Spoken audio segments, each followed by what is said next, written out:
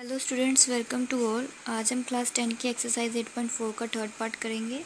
क्या लिखा है क्वेश्चन में? इवेलुएट साइंस के 63 डिग्री प्लस साइंस के 27 डिग्री अपॉन कोस के 70 डिग्री प्लस कोस के 73 डिग्री। सो स्टूडेंट्स, हमने ऐसे उतार लेना है इससे पहले। अब देखो, जैसे मैंने आपको पिछले एक्सरसाइज में करवाया था कि एक जाने को हमने 90 से माइनस करना होता है, दूसरी वाली को एज इट इज़ लिखते हैं। तो अगर हम 90 में से 27 माइनस करेंगे तो 63 बन जाएगा। अब एक बात नोट करने के लिए है कि ये जो स्केल साथ में लिखा होगा आपने होल का लिखना है, बाहर लिखना है। ओके, बाहर का लिखना है क्योंकि इसकी डिग्री भी जो है ना वो भी स्केल में आ रही है। तो बेटा आप सिंपल समझो बस कि ये जो स्केलिंग है ना आपने बाहर लिखनी होती है, और ये 90 डिग्री और -27 डिग्री ऐसे लिखना है, और इसको एज इट इज़ लिख दिया। ऐसे ही जैसे ऊपर किया बेटा ऐसे ही इसको नीचे करना है। मतलब कि 90 में हम जब 73 माइनस करेंगे तो 70 बनेगा। ठीक है, तो ये वाली चीज़ ऐसे आ जाएगी। देन देखो, साइन 90 माइनस थीटा क्या होता था? कोस थीटा ना, इसलिए ये लिखा है कोस थीटा। थीटा मतलब 27 डिग्री।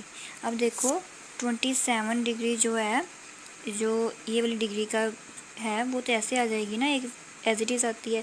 अब देखो कोस 90 माइनस थीटा मतलब क्या होता है? कोस 90 माइनस थीटा क्या होता है? Sine theta. तो थीटा की जगह पर 73। अब ये एज इट इज़ आएगा। आगे देखो क्या करेंगे। अब हम ये स्केलिंग इसके ऊपर लगा सकते हैं और ये स्केलिंग इसके ऊपर लगा सकते हैं, क्योंकि स्केलिंग कर रहे हैं ना, इसलिए कभी भी 27 के ऊपर स्केलिंग नहीं लगाते, क्योंकि ये थीटास वैल्यूज होती है। हम रेशियोज़ के ऊपर लगाते हैं। देखो कैसे लगाया बेटा, ऐसे ऊपर रेशियोस लगा लेने। अब देखो कोस के थीटा प्लस साइंस के थीटा किसके इक्वल था? 1 के। ऐसे ही साइंस के थीटा प्लस कोस के थीटा, इसका भी मतलब यही होता है। क्यों होता है? देखो ये भी पॉजिटिव का है, ये भी पॉजिटिव का है। ऊपर ये साइन भी तो पॉजिटिव का था, कोस भी तो पॉजिटिव का था ना। तो साइंस के थीटा प्लस कोस के थीटा हो, चाहे कोस के थीटा प्लस साइंस के थीटा हो, हम उसको 1 ही लिखते हैं। तो 1 वो अपॉन 1 में आंसर आएगा 1। अब ये आपका सेकंड क्वेश्चन है। Sine 25 degree cos 65 degree plus cos 25 degree sine 65 degree. आपने ऐसे ही 90 में से माइनस करके ये वाला सम सोल्व करना है। ये आपका होमवर्क है। अब हम क्वेश्चन नंबर 4 करेंगे। ये पार्ट भी बहुत ही आसान है। ये देखो लिखा है चूज़ दी करेक्ट ऑप्शन। हमको ऑप्शंस को चूज़ करना है। तो पहला क्या है? 9 सेकेंड स्क्वायर ए माइनस 9 tan स्क्वायर ए। इसको जस्टिफाई भी करना है, सीधा इसका आंसर नहीं लिखना है, इसको पहले वेरिफिकेशन करके लिखना है। तो लिखते हैं।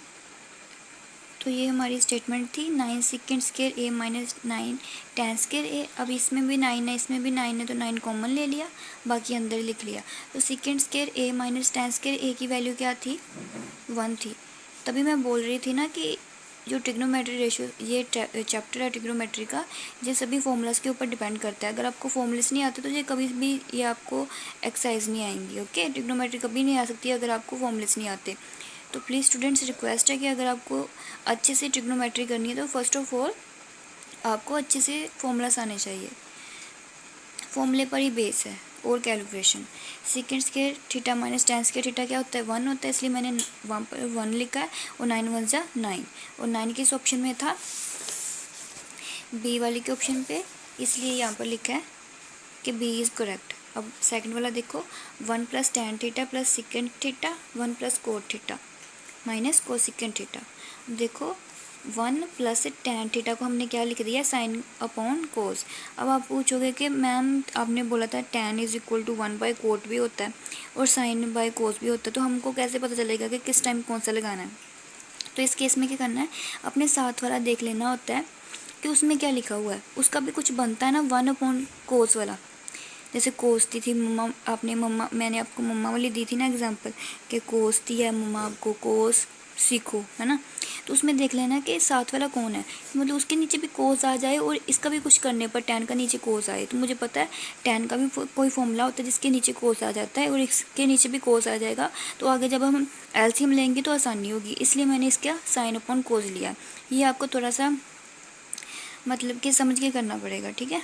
अब देखो कोट का होता है कोस अपॉन साइन और कोसेकेंड का होता है 1 अपॉन साइन। समझ लगी ना अभी कि मैं क्यों ले रही हूँ यही वाले फॉर्मूले, कि मेरा जो नीचे एलसीएम जो है डिनोमिनेटर वो सेम आ जाए। आगे जब इसको हम ऐसे क्या करेंगे, ये देखो जिसके नीचे कुछ नहीं है मतलब 1 है। ये देखो इसका क्या आएगा नीचे डिनोमिनेटर क्या आएगा कोस थीटा। अब देखो कोस थीटा 1 के टेबल पर कहाँ पर आएगा कोस थीटा पर, तो कोस थीटा 1 जा कोस थीटा, यहाँ पर भी कोस थीटा यहाँ पर भी कोस थीटा, दोनों काट के अकेला रह गया साइन थीटा, यहाँ पर भी कोस 1 रह गया। ओके, ऐसे ही इसके नीचे कुछ नहीं मतलब 1 है। इसको इसके साथ करते हैं मल्टीप्लाई, जो आंसर आता है उसके ऊपर वाले से मल्टीप्लाई। इसको इसके साथ करते हैं डिवाइड, जितना आंसर आता है ऊपर वाले से मल्टीप्लाई। फिर सुनो, इसको नीचे वाले के साथ करते हैं डिवाइड, जो आंसर आता है ऊपर वाले के साथ मल्टीप्लाई। ऐसे ही इसको जब साइन थीटा के टेबल पर साइन थीटा कहाँ पर आएगा 1 पर आएगा, तो 1 कोस थीटा का कोस थीटा। साइन के टेबल पर साइन कहाँ पर आएगा 1 के ऊपर आएगा, 1 1 जा 1। अब देखो ये देखो कोस थीटा है, ये साइन थीटा है, तो नीचे आएगा साइन थीटा कोस थीटा। ऊपर देखो cos theta plus sign theta cos theta plus sine theta, ये दोनों स्केलिंग हो सकती है ना, 2 टाइम्स आए हुए हैं, तो हमने 2 टाइम्स लिख दिया कि sine theta plus cos theta कितने टाइम्स आए हैं 2 टाइम्स आए हैं।